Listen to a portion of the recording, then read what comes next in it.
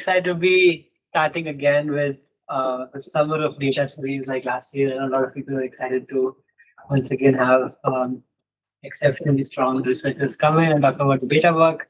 For today, we have Konwoo and Suhas from Stanford. They work with Yejin and Nick and Tatsu and Percy, respectively. I think a lot of us have already seen their papers and discussed on the papers channel, the paper on synthetic megadocs and also some interesting hypotheticals that they've been working on when what happens when you train with infinite compute. And today they'll be talking more about their work. So very excited to learn more. And generally we keep this very discussion oriented. So yeah, I think everyone should feel comfortable asking questions, and I'm sure our speakers will also enjoy that. Yeah, thanks for the very kind intro. We can get started then. So most of this talk will be about this paper on sort of synthetic megadocs, but to sort of set the stage, we'll also introduce some prior work we did on this paper called Pretraining under Infinite Compute. And a lot of the problem setting that we work in will be based on that prior work. So it'll help contextualize the work. So I guess to start with some motivation, like pretraining is pretty data constrained. And so if you look at the rate at which sort of human-generated internet data growth over the past few years, I think there are some projections that suggest that the rate of this growth is pretty slow, so maybe around 3% year over year. In comparison to this, the amount that people are spending on pre-training is growing by roughly 4x per year. And so if you take these two statistics together, it suggests that the amount of compute that we're spending per data point when we're training these models is also increasing by roughly 4x year over year. And if you sort of stack up these 4x wins over each year, at a certain point, you're spending a lot of extra compute per data point. And you might imagine that the types of algorithms you want to use when you're in this problem setting is different. We also want to note that like this idea of data constrained training is not that specific to language models. And in fact, many people wouldn't have this intuition that's relevant for language model pre-training.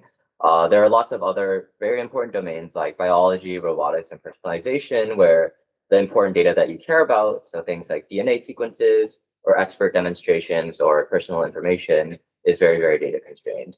And generally, we believe that techniques that can sort of squeeze the most juice out of that limited amount of data will be very valuable going forward. And so we have this sort of core motivating question that's driven a lot of the work we've done up to this point, which is how should you do pre-training when you're constrained by the amount of data that you have available, but you're unconstrained by the amount of compute? And if you haven't already seen sort of the original paper on this, it's worth taking a few seconds to sort of think about, like, what would you do if you were in this position? And sort of the first paper on infinite compute will sort of discuss more classical methods where you fix your data and you're allowed to change your algorithm, and we'll show how these can improve your data efficiency. And then in the rest of the talk, we'll talk about this idea of synthetic megadocs. So maybe the other solution to this problem is that you should synthesize more data using synthetic data. And we'll talk about sort of new ways in which you should think about being able to do this. So to sort of do a quick recap / self-promotion, we'll introduce maybe the core set of results from our first work, pre-training under infinite compute. And so the problem setting that we take in this paper is we consider a very, very data constrained pre-training setting. So we assume access to only 200 million tokens from DCLM, fully like unfiltered, just IID tokens from DCLM. And our goal is to train the model with the lowest IID val loss. And what we're allowed to do is we're allowed to change what the training algorithm is, but we're going to fix this data set to be these 200 million tokens. And so one thing you can do when you're in this sort of very data constrained setting, so the models that we're training are even over parameterized in this case. So if you look at the x-axis, the total parameter count of these dense models can be greater than 200 million. So when you're over parameterized and you're data constrained, one thing you can do is you can just try epoching the data. So you can epoch it as much as possible until you start to overfit. And for each one of these points, it corresponds to training a different dense model at that model scale. And when we're epoching, we're tuning jointly learning rate and epoch count. And we'll do this until we start overfitting and then we really stop. And so if you look at this red line, and in some sense, this red line is maybe a representation of sort of the naive current set of approaches for data efficient training. you'll notice that at a certain point, at a certain model scale, the line starts to curve up. And so after a certain parameter count, when the models are bigger than the amount of data you have, they start to overfit more quickly, and you can't continue to push your loss down. And this is pretty sad because it suggests that if you only are restricted to the set of red approaches, even if you had as much compute in the world available to you, you couldn't squeeze more juice out of the data.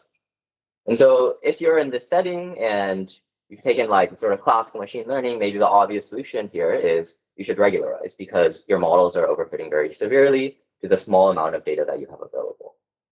And so one thing you can do is you can introduce different kinds of regularization. And so in our paper, we sort of look again at this very classical form of regularization, weight decay.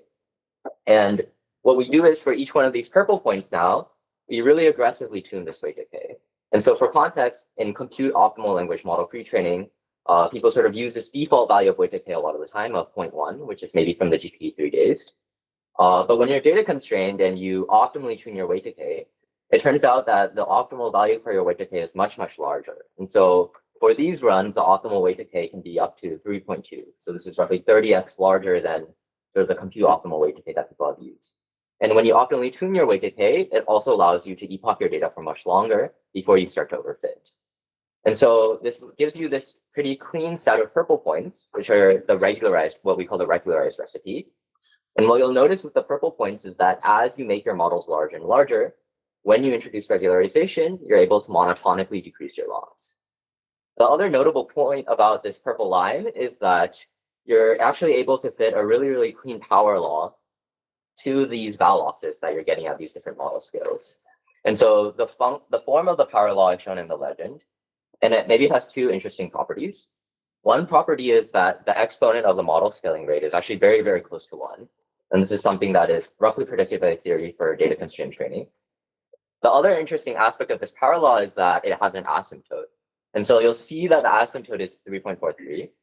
And this asymptote lets you quantify the performance of a certain training recipe, in this case, aggressively using regularization, if you had as much compute as possible. And so you'll see this dotted line corresponds to the loss of the asymptote. And one sort of message we have in this paper is that we believe that we should be chasing algorithms that have these lower infinite compute asymptotes, rather than just simply having lower point-wise losses at a fixed compute scale. And so once we sort of see this initial recipe of regularization, you can sort of go down the whole rabbit hole of classical machine learning tricks that people have been using for data constraint training.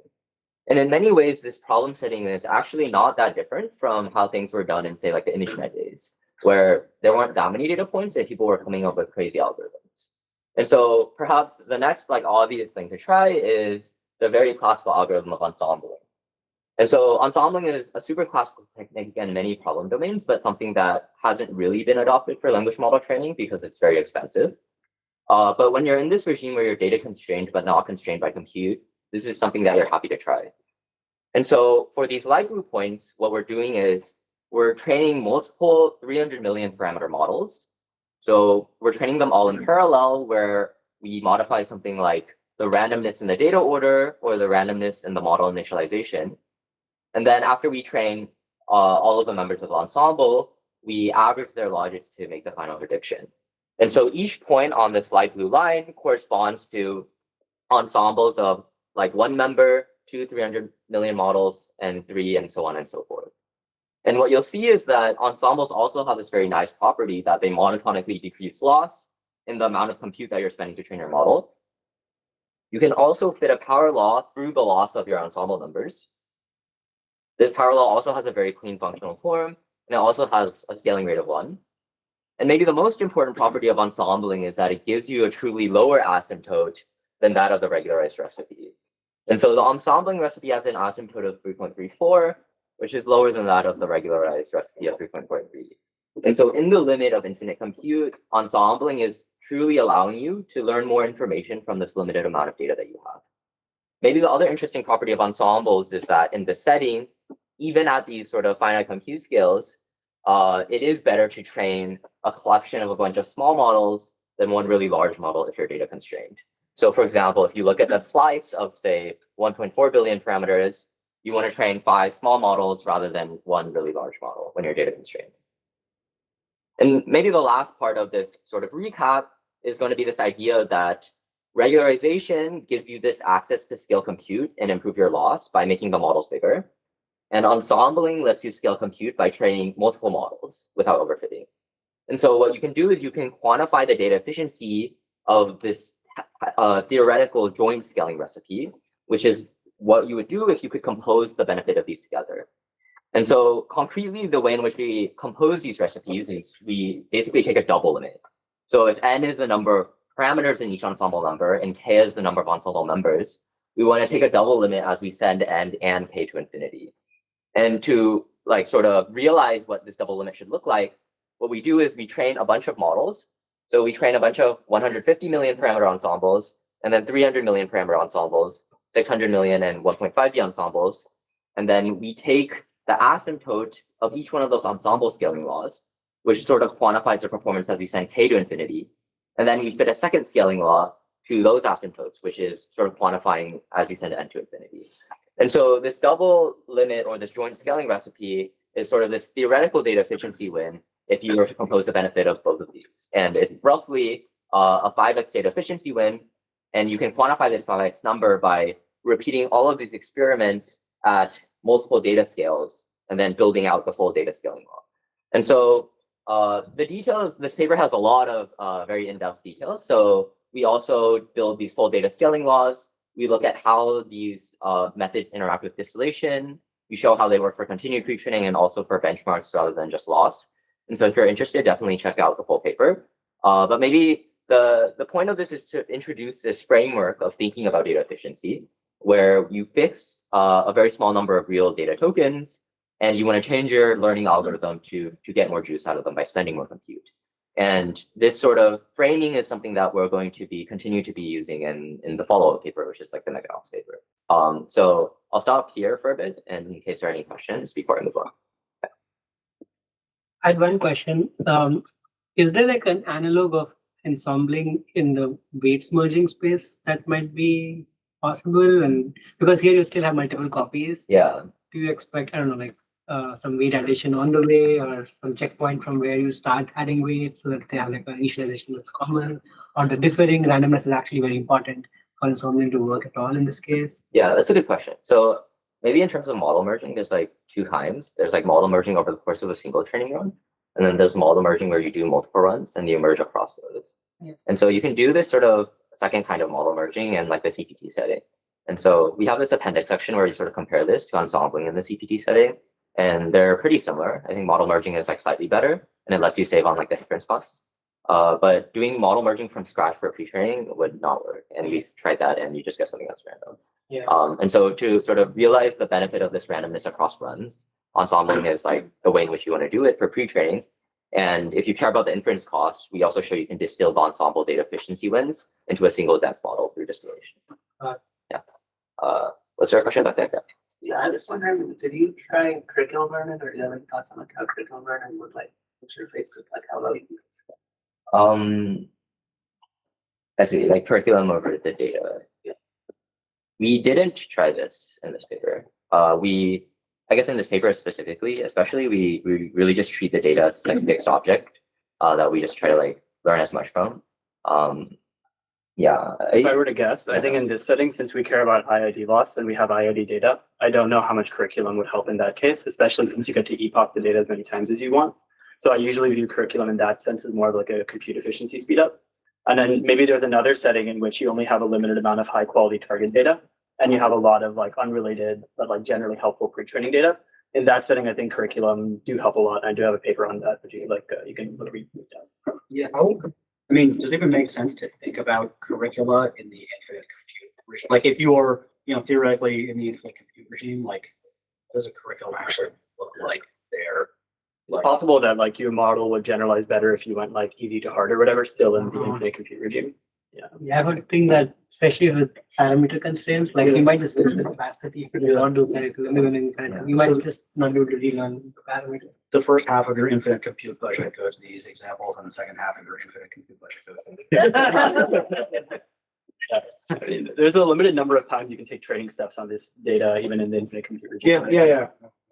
Yeah, you can also imagine doing like for things like distillation, you can do a curriculum over like the data that you're distilling over.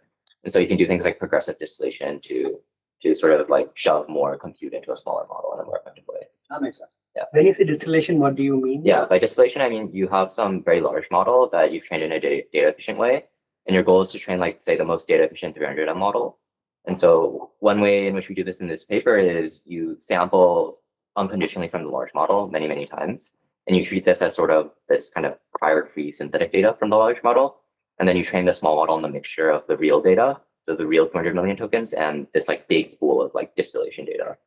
And so it's like sort of the simplest form of like sequence level knowledge distillation without logics. But it turns out to be pretty effective. Yeah, one of the main things is we took the 8 ensemble, just inference to 8 members, and trained a single model that's like basically 8 times smaller, but it retained like 85% of the loss gains of doing the ensemble. That's interesting. I would think like unconditional generation might lead to like More Collapse, collapse. yeah. Yeah. I think we found basically It as depends long on how you do it. You did it well. that's the right answer. That's the right answer. Yeah. Yeah, as long and to expand, if you mix in the real data, there's no issue. but like how do you like this unconditional is just temperature that's guiding the diversity? Temperature. Yeah, just temperature one. That's the only reason for diversity. How do you prompt? Crazy. It works. Like there's no prompt. It's like It's a BOS beginning. token and then you just go. There's no problem. You just mix it. Yeah, I think it's the idea is like if you mix it with enough real data, Yeah. then like model collapse and like those various issues sort of get mitigated. Yeah. Yeah. Maybe the other view on this is that like you're just approximating the distribution of the teacher in this like very inefficient way. Yeah. Like logics do this more directly and maybe conditioned on a slightly different data distribution. What's I know the details are in the paper, but what was the scale difference between the teacher and the student? Yeah, Because I so would expect that unconditional distillation requires so extremely or like a really large teacher model. yeah, so I guess for the main distillation experiments in the paper, we distill an 8 ensemble of 300 million parameter models into a single 300 million parameter model. There's also a version of distillation we do in this paper called self-distillation, where we distill from a single 300M model into another fresh 300M model. And you can also show that that improves your loss and can be viewed somewhat interestingly as like an implicit 2 ensemble. I see. Okay, I'll move on for the sake of time, I guess. But yeah, happy to take more questions about this. So I guess beyond these sort of algorithmic changes like regularization and ensembling, sort of the other natural solution to data efficiency might be to generate as much synthetic data as you can. And there have been a lot of academic works on sort of synthetic data for data constrained training. Some of these have also been out of Stanford. Of course, there's like the original like rephrasing the web paper. And it's like very actively used by a lot of these open source models. And I think most people acknowledge that for sort of modern day pre-training, synthetic data is sort of a critical part of this. And most people, I think right now have this intuition that synthetic data is sort of this transformation that takes these real, maybe very messy web documents and it turns them into different formats. And maybe these different formats are things that people consider more high quality, such as like, it looks like a Wikipedia article. Or maybe the format is something that's better aligned with downstream benchmarks. So it looks like QA pairs that you'll be evaluated on later. And if you have this intuition, it sort of makes sense that synthetic data is helping you because you're sort of just synthesizing more data for stuff that looks like the evals that you care about later. But there's this sort of separate question about synthetic data, which is how much does it actually help you for the core task of pre-training? And in some sense, the core task of pre-training is just forming a better model of the original web data. It's minimizing your fork tail against a true web distribution or minimizing your cross entropy. And if you think about this question, it's actually not obvious at all that synthetic data should help you. Synthetic data is this entirely different distribution from like IID DCLM documents. It looks totally different. It's generated by a different language model. And so to begin with, it's unclear if synthetic data should even help your file. And so in this paper, we're going to look at a few questions related to this. So first, we're going to look at if you just take some off-the-shelf, really, really simple synthetic data recipe, how much can it help improve your loss when you're data constrained? We're then going to look at how do you design new synthetic data methods that actually scale better with the amount of compute that you're willing to spend. And so in the infinite compute paper, we saw how current methods like just epoching and model scaling have this bad behavior of overfitting and plateauing. whereas things like regularization and ensembling let you monotonically improve your loss. And we're going to see a similar thing in the synthetic data regime, where just vanilla rephrasing will start to plateau after a certain generation count, but these new methods that we come up with, which we will call Megadocs, have much better scaling. And then we'll also look at how synthetic data, the benefit of synthetic data interacts with these existing data efficiency algorithms we come up with. So for example, like if you do something like rephrasing, does it interact positively with ensembling? Or are they actually sort of eliciting the same data efficiency benefit to begin with? So I'll start with one and then Suhas will take over for 2 and 3.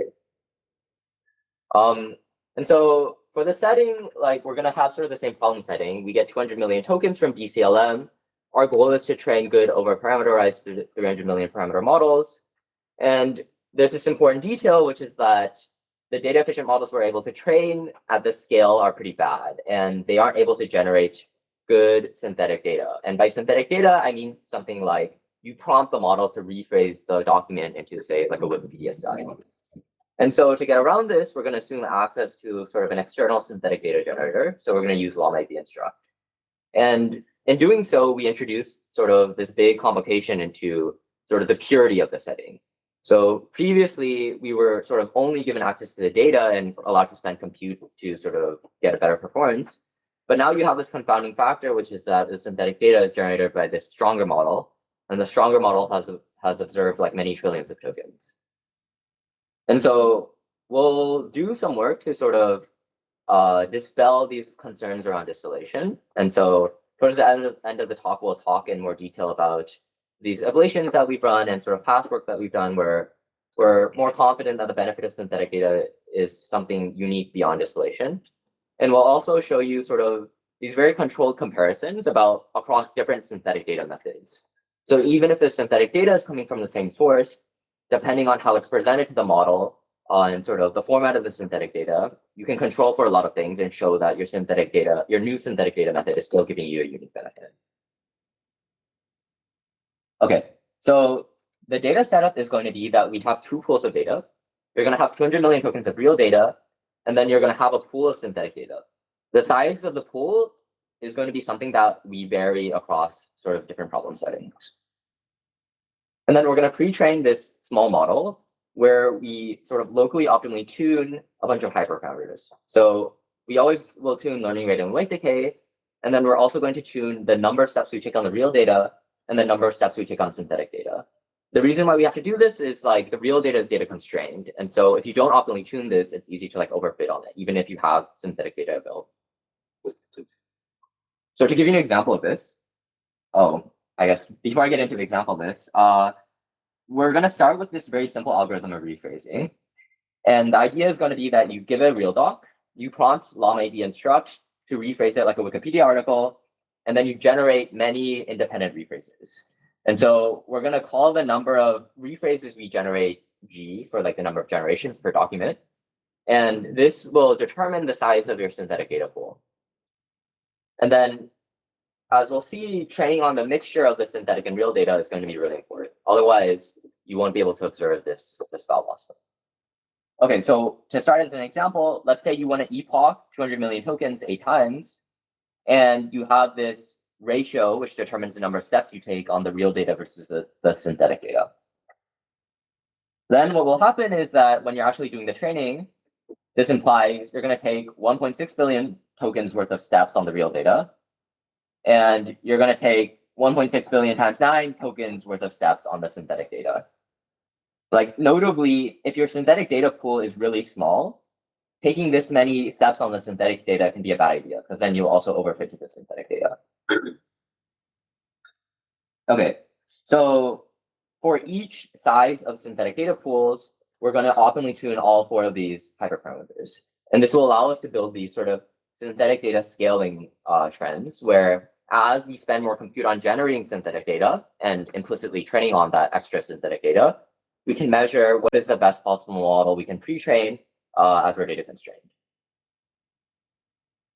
So what we'll see first is that just using simple rephrasing, using this mixture parameterization with the synthetic data, has this nice property, which is that it monotonically improves your val loss again, even though the synthetic data is coming from a fully different distribution. So the way to interpret this plot is the x-axis is the number of generations per pre-training document. So this parameter g. And at each slice of an x-axis, there's one orange point. And this orange point is corresponding to the best possible model you can pre-train after you tune all of these 4 hyperparameters, learning rate, weight to pace, steps on real data, steps on synthetic data jointly together. So you can imagine that there's a full grid of these runs for each slice of the x-axis, and this orange point is sort of the minima over that grid. How do you actually explore that? Is it just you did a grid search or? Yeah, we basically do a grid search. Or yeah, we also we specifically look for locally optimal points such that changing any of the hyperparameters, increasing or decreasing, it doesn't hurt. So it looks more like hill climbing the hyperparameter space until you find local optimal. So imagine you have a local grid initially, and then you search for this point until it stops improving. So how many trainings did you do to get each one of the points on this? Yeah, so roughly each point is around 30 runs or so. So it's the best given that, and you're not just doing a random grid, you're doing some sort of slightly fancier Bayesian opters, something like that. Yeah, kind of, I kind guess. of. Not that fancy, Yeah. but yes. Is the validation loss on real data? Yeah, so importantly, this y-axis is val loss on ECLN IID only. So yeah. And you use one rephrasing model. Yeah. There's the llama model. The way we generate the rephrasing is also just a single prompt, like temperature 1 sampling multiple rephrases. Do you also look at this for downstream evals, or these Yeah, models? so the nice property is if you look at benchmark error, it pretty much looks the same. And so it is somewhat trustworthy. And also for context, this purple point on the top left is this regularized baseline that we introduced in sort of the first paper. And so you can see that compared to optimal regularization, synthetic data is giving you this big loss rate. Okay. Any more questions on this section? So yeah, this is sort of the baseline setup. Even with just rephrasing, if you properly parameterize the mix, you can monotonically push the val loss down. And now we're going to look at how do you do even better. Yeah. So yeah, importantly, in the previous section, though we found that the val loss improved, something that's undesirable is that as we increase the number of generations, the val loss is starting to plateau. In this infinite compute regime, if you're willing to spend a lot more compute on generating more and more synthetic data, this is an undesirable property, and you want to be able to continue spending compute to make the loss drop. But that's not something we see in simple rephrasing. So here, we look to design different synthetic data recipes that will allow us to continue scaling compute when generating synthetic data. So Actually, can I ask one question before that? yeah. So you made the choice of doing it in 1:9 ratio? Oh, sorry, that's something we tune per point. Yeah, that's just an example. Sorry. Yeah. So something you'll find is that as you have more synthetic data, you want to increase that ratio and have more synthetic data per real data. Okay, so let me ask a question here. Yes. As you go in the x-axis, do you have a plot for what the optimal ratio you found actually working the best between real and synthetic? Sorry. Uh, The optimal ratio as you increase that axis. We yeah, have the I mean, do you have? I mean, Yeah. because do you have a similar plot for the optimal mixing ratio Yeah. between real and synthetic you found working at the end? I mean, in this grid search. Yeah, there's a table in the paper that has this, I think. the hyperparameters Yeah. as exchange. What's the tail there? You need more. Yeah, so roughly it's 1 to 9 is the optimal at the far point of the x-axis. Okay. And the earliest point is 1 to 3. And this will, And This the should idea is that when you increase. generate more, you can shrink synthetic data. When you generate more documents from Yeah, each yeah. or more rephrasers, you get you get a higher mixing ratio, so you can train on it for longer. Yes, That's right. Isn't the plateau an artifact of your rephrasing model itself, like the capacity of that? Like even in the infinite compute domain, you're fixing that, right? The Mhm. rephrasing model. So does it change with that? So it can be an artifact of the model that you're using to generate. And a second thing is maybe the way in which you're generating the synthetic data could also be the way in which it plateaus. And part of what we'll explore is a different way of generating the synthetic data such that it doesn't plateau. Even when you control for the same rephrase model. And in fact, the same exact generations, just like how you format the data. I guess the main reason why you don't reach a ratio where you use all the synthetic data is in the proportion of its generation is that there'll be a distributional shift. from the IID val loss that you're testing, right? Yeah, Exactly. Otherwise you would just Yeah, that's right. That's right. So, one observation that we're going to start with is when we're thinking about our simple rephrasing strategy, when we're generating G rephrases per document, after we generate these rephrases, we're treating them as completely independent data points that we just shuffle during the training run. So like you can think once you generate all of these rephrases, you just treat them all as separate documents in the same way that you shuffle all your pre-training documents, all of them just get shuffled up like IID documents. But this misses out on a very important structure in the data. This misses out on the fact that synthetic generations grounded in the same document are actually very related to each other. And though we are treating them as IID documents, they are not actually this case. And conditional on the real document, they aren't independent of each other. So instead of scaling the number of generations that we have and just making more and more short documents, we think of a different way of generating synthetic data. Instead of generating many, many short documents, we take one document and think of expanding that one document and make it longer and longer. And thinking of this as a scaling axis rather than the pure number of documents that you might have. So this will encapsulate like our Megadoc framework that we're going to think of. And we're going to have two simple versions of Megadocs. They're both very simple, but the first one is like a drop-in replacement. So basically any synthetic data strategy that you might have right now, you can just apply this Megadoc strategy on top of it. The second one will be a more direct way, which is like a little bit more different, but actually gets better performance. So the first thing that we're going to talk about is stitched rephrasing. And it's basically the simplest thing that you can do to make everything a Megadoc. Instead of generating all of the rephrases and shuffling them as if they were IID, what we're going to do now is we're going to concatenate all of the documents. So if you generate 3 rephrases grounded in one original document, all we're going to do is we're just going to like concatenate them together and train as Megadoc. One important thing is that for all of these experiments, we are now going to drop all like cross-document attention masking. So what that means is that our model is going to have like full causal attention every time we take a gradient update, rather than normally what people like typically do is they block the attention between separate documents. We've done the ablations in the appendix. You can check like the effect of removing or adding this cross-document masking. For simple rephrasing and for data constraint, like the standard data constraint pre-training, it doesn't matter that much if you have cross-document masking on or off, specifically because you're epoching the data a lot. That's like an important detail over here.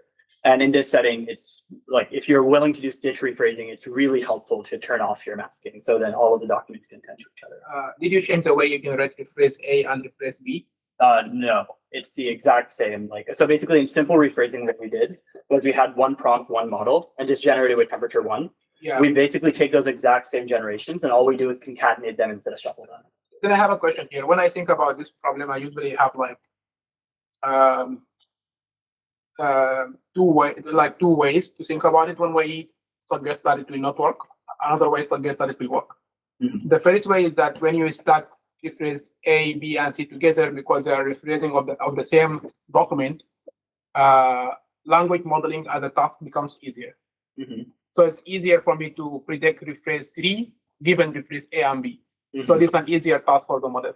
Yes. But at the same time, it teaches the model how I can manipulate knowledge, how I can rephrase and mix knowledge in different documents together. Mm-hmm. So I would lean to the first one and assume that this will not work because I feel like it's just making the training very easy. Yes. But maybe in your paper, you did something very clever that helped it to work, or we just did it out of the box and it worked as a simple rephrase without changing how you do rephrase A, B, and C. Because some people also do a similar thing for long context data, Mm-hmm. but they change the way they generate rephrase A and B and C so that they don't try to replicate information that must be between each of the 3 rephrases. Yeah, that's a great question. A priori, this might not work, but I think maybe our intuition is that this allows you to learn the relationships across documents rather than just the relationships like within one rephrase. You're learning the relationships between the rephrases.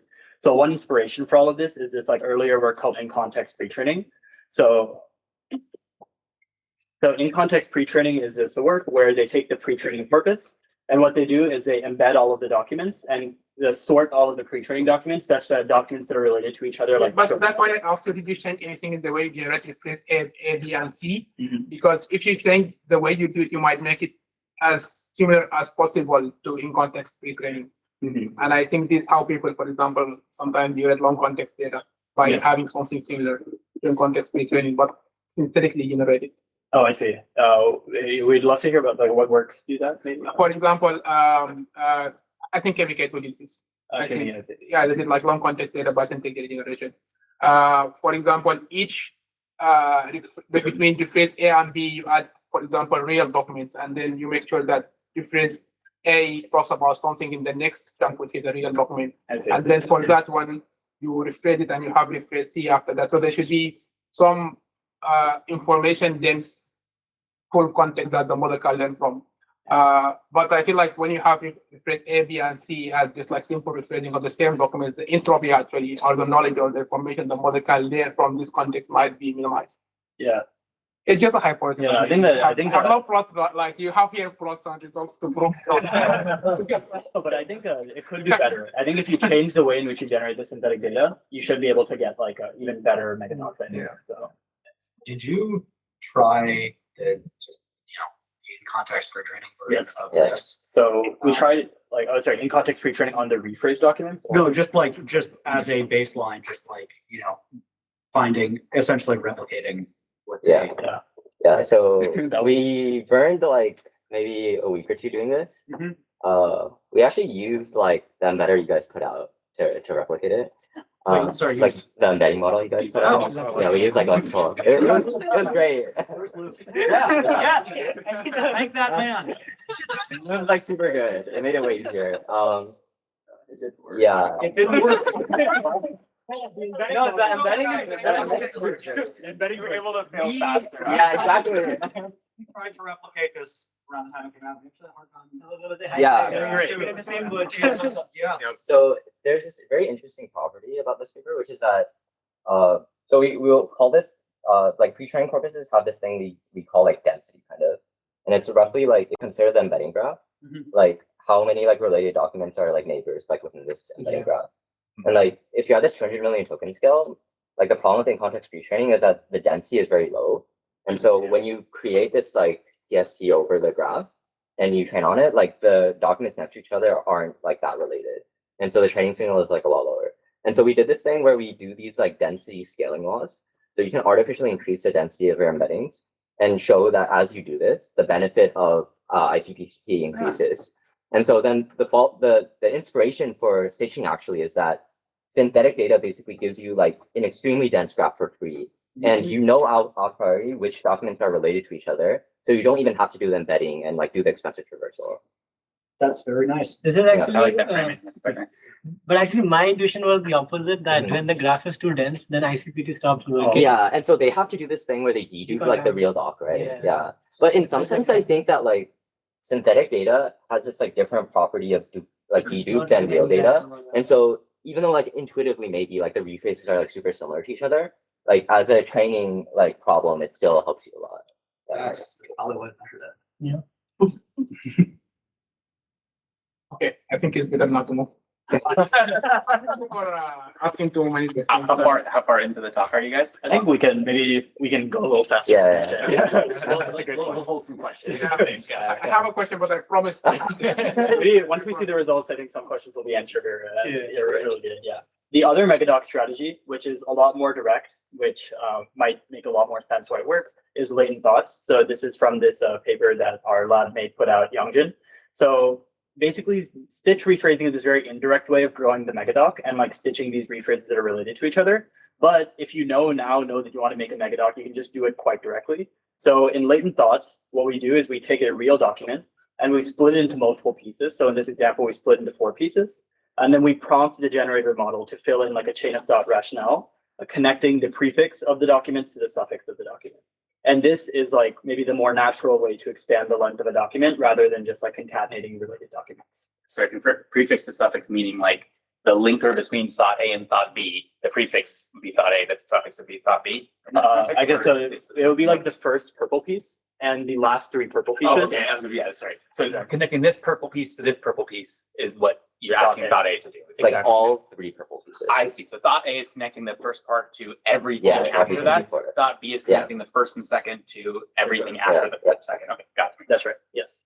And that is a way in which we use latent thoughts to like expand the length of a document. And this is like a different type of mega document, which this basically more directly does what we want it to do. How do you break them up randomly or? It's just uniform.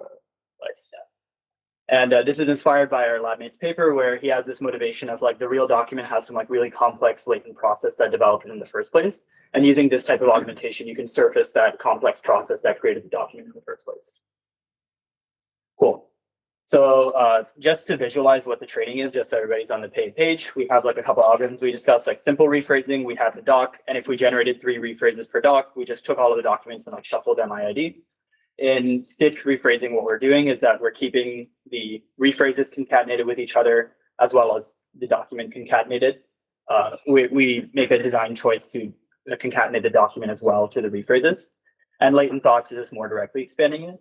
So these megadocs are much longer, but at the end of the day, the number of tokens is similar. And then what we'll do is that we'll split into context windows. So we take a context window of tokens, split that out, and that'll be like one context of training. And just now what you'll notice is that within one context window, all the tokens are much more related to each other as opposed to simple rephrasing. Cool. So the first thing that we're going to do is we're going to like look at all of our losses at some fixed generation count. So we're going to fix G equals 8 and then compare the algorithms that we talked about. So simple rephrasing, which is something that we tuned in the previous slides, is getting 3.43 loss. Now what we can do is we can do the stitch rephrasing. And we can do stitch rephrasing where we concatenate the document to the front or the back. It's not that actually that important at this point of the project. I guess earlier was a much bigger deal that keeping the real document at the end was better than keeping it at the start. Just keeping it by the rephrases is important in general. It helps a little bit. And finally, latent thoughts does even better than this. So these are all ablations at G equals 8. One important thing is this left plot was measured on IID loss. On this right plot, we're going to introduce like a new evaluation metric. One really nice property of Megadocs is that not only do they like help your IID loss, they also naturally construct a ton of long context data for free kind of out of this not like intrinsically short context data that you started with. So what we do is we measure loss on a long context benchmark, which is like archive CS papers. And what we find is that the loss gains are even more dramatic when measuring on long context loss, which feels pretty natural because we created more long context data. What was the context length of the average context length of the data itself, and what was the context length you were training the model for? Yeah, so that's a good question. So DCL MDoc is like 1,000 tokens-ish, and then each generation is like 800 tokens. And then the context window for all of these experiments is fixed at 4K. So actually very quickly, our Megadocs actually exceed the length of the context window, but the Megadocs are still very helpful even once they exceed that. So we can show. You just wrap them when that happens. Yeah, we just like we do the standard pre-training thing where like we just chop them up into pieces and shuffle. Because then it means that if it's last stitched, it's last stitched in only 50% of the document. Yeah. It's last stitch is a lot less relevant as your pre-trained, like as your like Megadoc gets longer. Yeah. I'm also curious, like you chose real and last, but I feel like the more natural thing that comes to me is like just randomly put it because that's higher entropy because you're kind of coalescing the distribution of synthetic and real distribution a little better. You're like merging their embedding spaces. Yeah. So that's something that We have some intuition that keeping at the loss is better because generating the real document condition on a rephrase is a more interesting task than generating the rephrase condition on the real document. Because like the rephrase is kind of like almost like maybe like a slight compression of the real document. Or so the direction of like reconstructing the data is more meaningful. That's some small intuition we have, but we're not sure how real it is. Yeah. And then there's this paper called like apoplexy where we got this intuition from. I guess we also tried a version of this where like you interleave the real document with the long synthetic megadoc like multiple times so that many windows get it at the end. But I think there's this other issue, which is that you have to be careful about overfitting because the amount of real data you have is very small in this setting. So you can generate like, I don't know, 10 billion tokens worth of megadocs, but if you interleave it too often, then you also like lead to overfitting. So you have to like balance it as well. Do you try combining two approaches? But Like doing half the data with the latent thoughts and half the data with yeah, we did try this. Basically it helps very slightly, but it doesn't give you better scaling. So we didn't like end up including it. But yeah, maybe we were expecting more composition than we actually got. Yeah. So the first result that we're going to have is we're going to replicate our scaling thing. So this orange curve is familiar. It's simple rephrasing as you increase the number of generations. We'll repeat this for stitch rephrasing and latent thoughts. This is all measured on IID loss, the original real web data. So the first thing that you find is that at these generation counts, especially the larger generation counts, you're getting like loss improvements. So rather than doing simple rephrasing, you would want to do stitch rephrasing or latent thoughts. But the second thing which we find, which is kind of striking, is that the scaling behavior is actually different, which means that it plateaus, like asymptotes off like a lot less severely, and you can actually be able to scale the generations a lot more without hitting a plateau, which is really nice. So this behavior is kind of striking, and it's also a little surprising for the reason Pratyush mentioned, which is that the megadocs are actually expanding past the context window. How are they still helping so much even once the number of generations becomes so large? So I should wait. Oh, sorry. 1 second. Before we get there, I'll just talk about other things in which these stitch rephrasing and latent dots are good at. So we also measure the performance on downstream benchmarks, and we find similarly that stitch rephrasing and latent dots are better on that. And the most striking gains are when you measure on the long context eval of archive CS loss. They're just like way better to do megadocs compared to doing the standard techniques. So the question of why do megadocs help? So we think that there are two benefits of megadocs, which are allowing them to get like the better scaling. So one is that there's just like a constant loss improvement in every synthetic data scale. Like if you fix some G, they're like some constant improvement, but this wouldn't explain why the slope is getting better as you increase G. The second thing that we think is that megadocs allow better scaling because they enable you to train longer on the real and synthetic data for whatever reason. So one experiment that we did over here is that earlier in the first IID loss plot that we were showing you, we tuned the stitched and latent like hyperparameters differently. I guess, or we tuned them again with the same process, but ended up with different hyperparameters. Here, what we do is we match the hyperparameters. So we just take the simple rephrasing optimal hyperparameters and repeat them on stitch rephrasing and latent dots. Here, the loss gain looks more like a constant. We're not getting like better scaling curves. Something that we found is that the optimal hyperparameters for the megadoc strategies allow you to epoch the real data more and also epoch the synthetic data more. So you're allowed to take way more steps. So the optimal epoch count for the real data increased by 2x, and also the optimal synthetic data mixing ratio increased by 2.5x. You're allowed to train on the synthetic data for even longer. So one additional benefit of megadocs, which we don't fully understand yet, is that they allow you to train on both data sets for much longer, allowing you to take 5x more training steps. And this is where the actual better scaling is coming from. Because if you match the hyperparameters, you're not getting better scaling. But if you take 5x more steps, then you get better scaling. And can you give an intuition of like what are the parameter decisions that change between latent parts? Yeah, most importantly, the epoch count and the synthetic data mixing ratio changes between simple and stitch rephrasing. There's nothing around like learning rates or weight decay. Those I think things the are- weight decay changes slightly, right? So the weight decay changes as you make the synthetic pool larger, but across methods it's pretty similar. And learning rate is pretty much the same except for the largest generation. And I'm guessing weight decay increases when synthetic data increases because you want more natural data to come in and you want to prevent overfitting. Yeah. So it allows you to like Yes. kind of keep the ratios better. That's right. Yeah. Yeah. So this we don't fully understand yet, but I think there's this general thing, like at least observationally, we found that you can do a lot more steps if you do it. So this is another interesting axis for synthetic data, if it allows you to train for longer on both the synthetic and real data. Finally, yeah, I think we have enough time for that. So the last thing that we do is we check whether these compose with all the other data efficient methods. Like we talked about a host of methods in the previous infinite compute paper. So one thing that we do is we measure whether this composes with ensembling, which is like our primary data efficiency intervention in the previous paper. So this blue curve at the top is something you had seen before. It was taking a 300M model and ensembling 2 or 3 or 4 or 5 of them, and the loss keeps dropping. So what you can do is that you can repeat the ensembling experiments for the 3 stitch rephrasing, simple rephrasing, latent dots algorithms. And what you find is that if you what this would look like is you train one model, or you train a rephrase model, like a model trained on rephrase data, and you train 5 copies of it, and then on the same rephrase data, and then you just fit an ensemble scaling curve. You find that the asymptotes of ensemble scaling are way lower than ensembling, which kind of suggests that these two methods compose. And we want to stress that this is not like a guaranteed benefit. So we actually found many algorithms that don't actually compose with ensembling, which suggests that they ensembling subsumes their benefits. So dropout is one example of this. But this is one interesting thing you can see over here is the self-distillation algorithm. So it's a prior free synthetic data algorithm that we had in the previous paper. It's a little surprising, I guess Konwoo briefly talked about it. It's taking a 300M model, sampling from it, and training a fresh 300M model from scratch on it. This is one type of synthetic data, which at one member looks like it's really good and it's helping your loss a lot. But something you find is that if you keep ensembling self-distilled models, the asymptote isn't lower than the standard model scale, like a standard ensemble scaling asymptote, which suggests that the benefit of self-distillation is not orthogonal to ensembling, and it's actually subsumed by ensembling, and you don't need to do self-distillation in this infinite compute regime. Versus rephrasing adds like a new access to everything, which is like a pretty nice conclusion to have, that it's like a new way of scaling compute on top of parameter and ensemble scaling.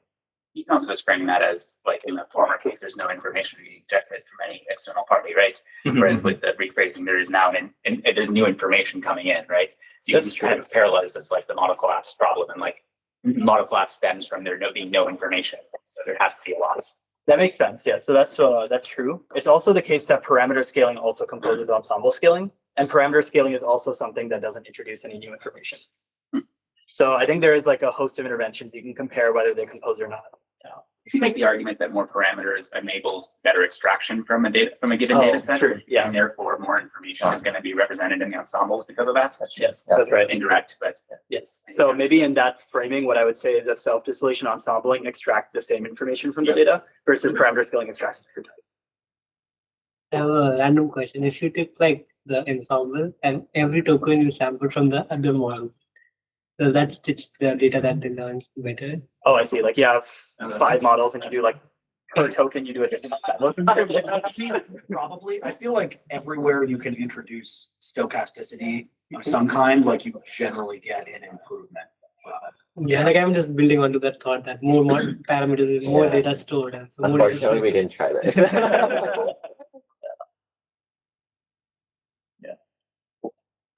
Just like to talk about the distillation point, which is definitely like a big, like unfortunate, like thing marking all of our experiments that we might be doing distillation. We did some ablations to kind of see whether this was distillation or not.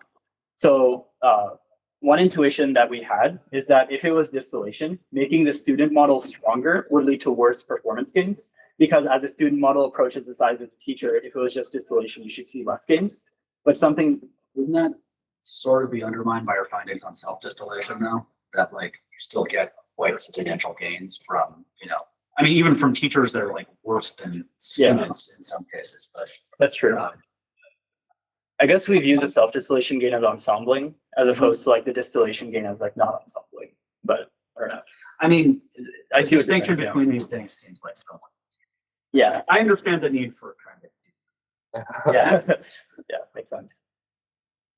Yeah, good call.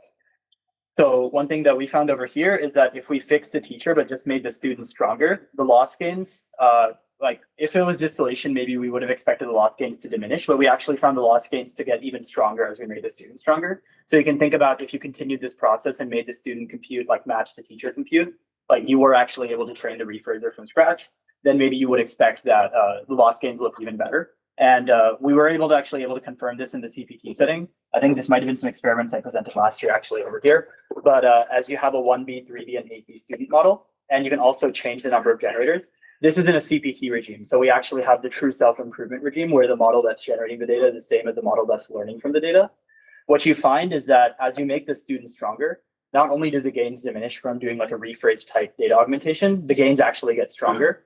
And another important feature over here, which you guys also found in like a Beyond Web is that, and rephrasing the web, I guess, is that if you make the generator too strong, it doesn't actually start, like doesn't help after a certain point. Like after a certain point, making the rephraser stronger, like actually starts to plateau off at a certain point.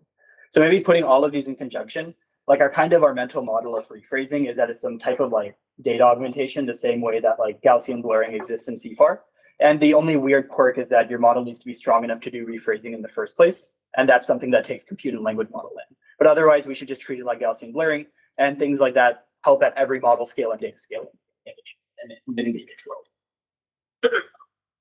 Related to that, did you try any other like simpler augmentations, substituting synonyms or cropping sequences or anything that would? For T-Shells, we haven't. Okay. For T-Shells, that they did not help as much as rephrasing.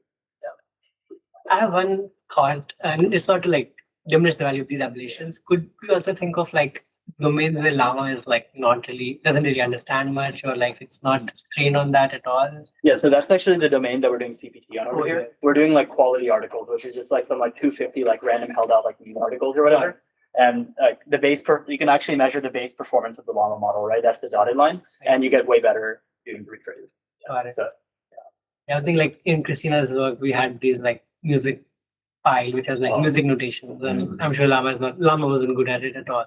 Yeah. And maybe I could think of like fine tuning Llama a little bit on the data that I have, so I know the distribution, and then I start doing something with the data. Would this help there? Yeah, that's a good point. I think I tried to do CPT experiments earlier with like math benchmarks, and those are just like impossible to get signal on just because like Llama actually trained those kind of. Yeah. So I think you're right that keeping them further away helps you. Cool. So maybe just in summary of everything that we talked about. So the first thing that we showed is that simple synthetic data methods like rephrasing give you a way to scale compute that improves your data efficiency. So you can scale the number of rephrasers and you get like better and better loss. If you change the way in which you generate the synthetic data or present the synthetic data to the model, you can actually get better scaling. And Megadocs is like one mindset that you can have when generating synthetic data, that instead of making many independent generations, you should be thinking about how to grow the original document and making it longer. And that's like a different way to think about the scaling of synthetic data. And we also show that synthetic data is like a qualitatively new axis. It composes with things like parameter scaling and ensemble scaling in ways that like maybe a lot of the interventions we've tried over the last few months don't actually help. So it's nice to have like these new ways of pouring compute into the training process. So cool. That's all we have to say. Thank you.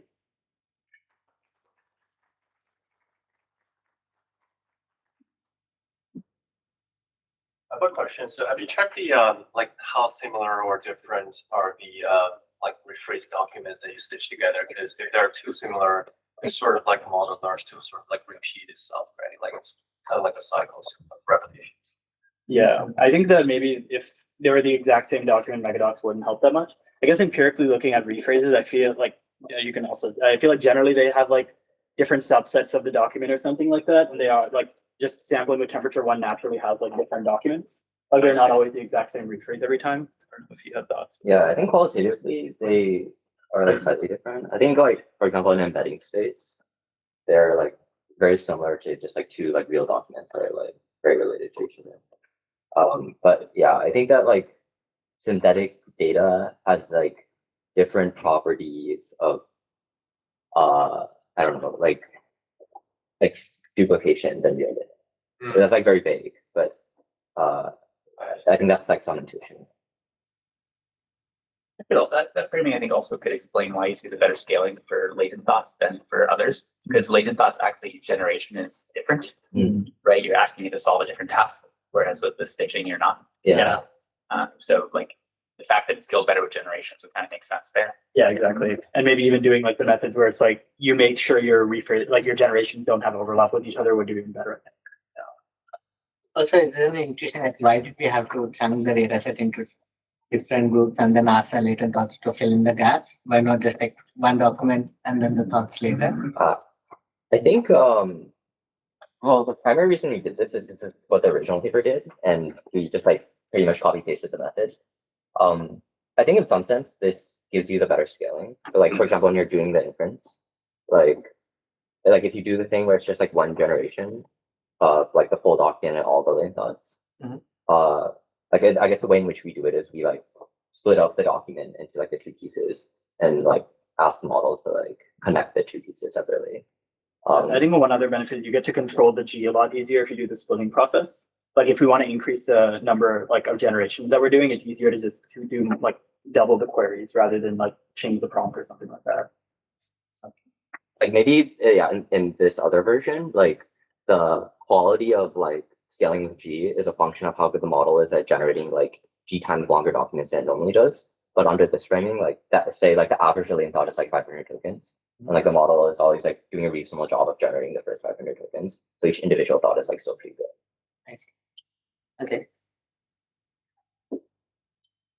Also, were there any estimations of like how long is the latent thoughts data set? Like once you just fill in all the thoughts, would it be 8x like as it happened before with the stitching, or would it be like very? It's like slightly shorter than the average stitch. So like the average rephrase is maybe 700 tokens or something, and the average latent thought is like 500. I see. But like per document, you generate the same number for fixed G. But roughly it's similar to the stitch document. Yeah, it's like slightly shorter basically. Yes. Yeah. Sorry, I mean, did you explore anything around the choice of documents for rephrasing? Did you just do everything randomly here?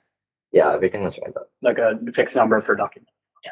But like which documents you you do for all the documents? Every document. Yeah. Every document Yeah. several times, right? Because you end up with a data set that's 9 times. Yeah. Yeah, that's right. Okay. Yeah. I suspect that's part of the reason why the IID accuracy goes backwards, which is not something we have consistently seen, but we also do not unbiasedly sample for our rephrasing. Makes sense. Yeah. I guess I'm presuming you guys are doing the mixing with real data too, I guess. Or, yeah. Fantastic. Thank you so much Thank for you. coming over. Thanks. Yeah, thanks for all the great questions. We do have a meeting scheduled,